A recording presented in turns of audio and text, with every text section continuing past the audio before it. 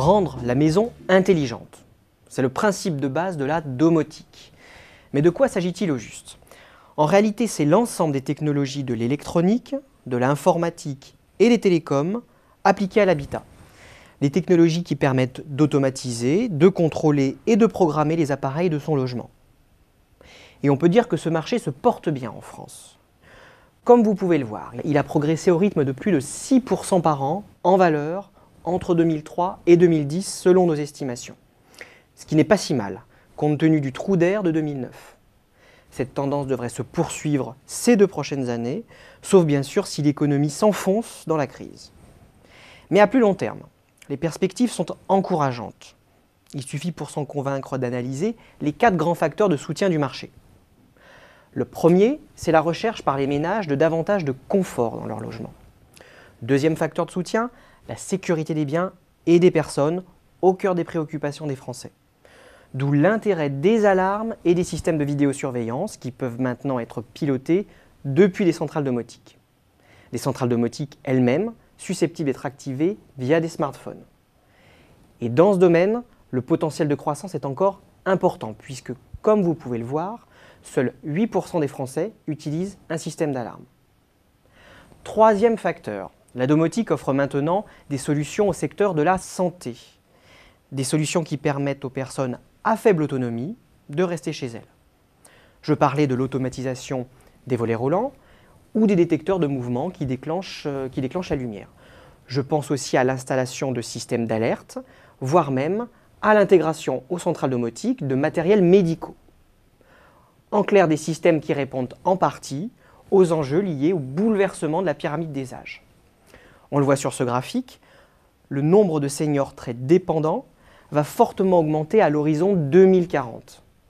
La France comptera alors 1,7 million de personnes âgées dépendantes contre 1,1 million en 2009. De quoi soutenir le marché de la domotique. Quatrième et dernier facteur de soutien, les équipements domotiques contribuent à réduire la consommation d'énergie des bâtiments.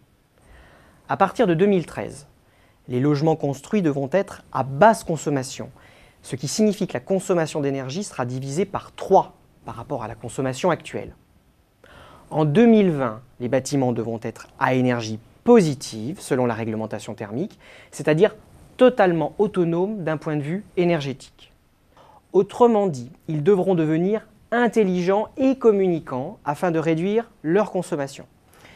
Ce qui passe entre autres par l'automatisation du chauffage ou des volets roulants pour se protéger de la chaleur ou du froid. Intégrer les énergies renouvelables dans les bâtiments va aussi renforcer le besoin en système électrique intelligent.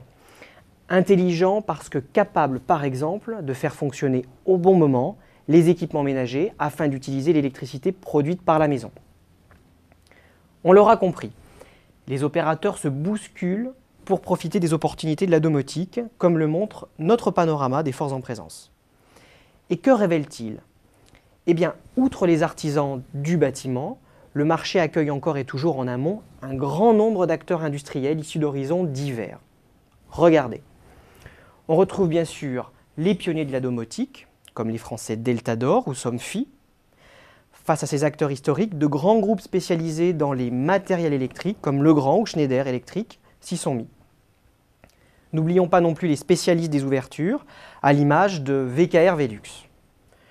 Plus récemment, ce sont les groupes des télécoms qui ont fait leur apparition, des groupes comme Bouygues, Orange ou SFR, qui, contrairement aux acteurs historiques, offrent des solutions domotiques allégées et à moindre coût.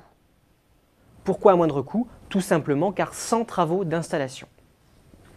À l'évidence, ces solutions allégées favorisent la diffusion de la domotique dans les foyers. Mais elles représentent aussi une menace importante pour les spécialistes. Gare donc au durcissement de la concurrence sur ce marché.